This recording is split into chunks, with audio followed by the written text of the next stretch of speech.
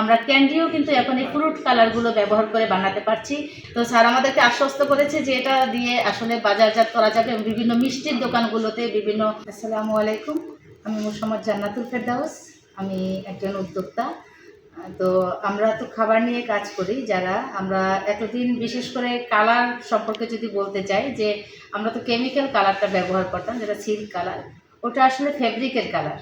তো ফেব্রিকের কালারটা আমরা ফুডের ভিতরে ব্যবহার করে আমরা কালার করে ওটাকেই আমরা খেতাম এবং বাজারজাতও করতাম, কারণ আমাদের বাচ্চারা তো কালারফুল খাবার খেতে পছন্দ করে। তো আমাদের তো বিকল্প কোনো উপায় ছিল না। তো কৃষি বিপণন অধিদপ্তর এই কালার নিয়ে যখন ভাবলো এবং আমাকে বরিশাল থেকে একটা কালারের প্রশিক্ষণ করার সুযোগ দিল, তো সেখানে আমি প্রথমে একটু হয়েছি যে আসলে এই ফ্রুট থেকে আমরা কালারটা কীভাবে নেব, এটা তো একটা রস। তো যখন আমরা এটা যে কেকের ক্রিমে মেশাবো তখন হয়তো এটা বেশি লিকুইড হয়ে যাবে, এরকম একটা ধারণা আমার ভিতরে ছিল। তো আমি এই কালারের ট্রেনিংটা করে এসে এটা আমি প্রথমে, আমাদের 6 দিনের প্রশিক্ষণ ছিল। প্রথম 3 দিন আমরা খুলনা বিশুদ্ধ এগ্রোতে করেছি এবং বাকি 3 দিন আমরা ঢাকার কৃষি বিপণন অধিদপ্তরে করেছি।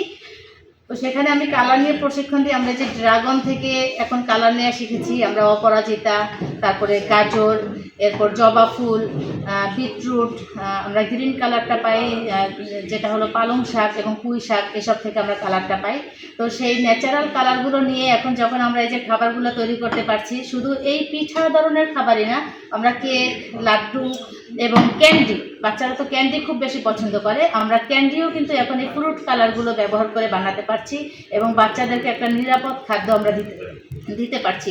এবং এই কালারগুলো এতটাই স্বাস্থ্যসম্মত যে এটার ভিতরে কোনো কেমিক্যাল ইউজ হচ্ছে না।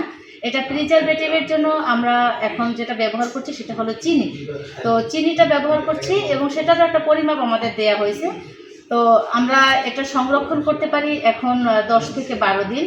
তো এটা আমাদের জন্য, যদি এটা কৃষি গবেষণা আরেকটু ভালো রিসার্চ করে আমাদেরকে এটা যদি একটু লংজিভিটিটা বাড়ানো যায়, তাহলে আমরা ইনশাল্লাহ এটা নিয়ে ভালো একটা মার্কেট ধরতে পারবো এবং আমরা পুরো বাংলাদেশকে এবং বিশ্বে আমরা একটা ন্যাচারাল খাদ্য উপহার দিতে পারবো।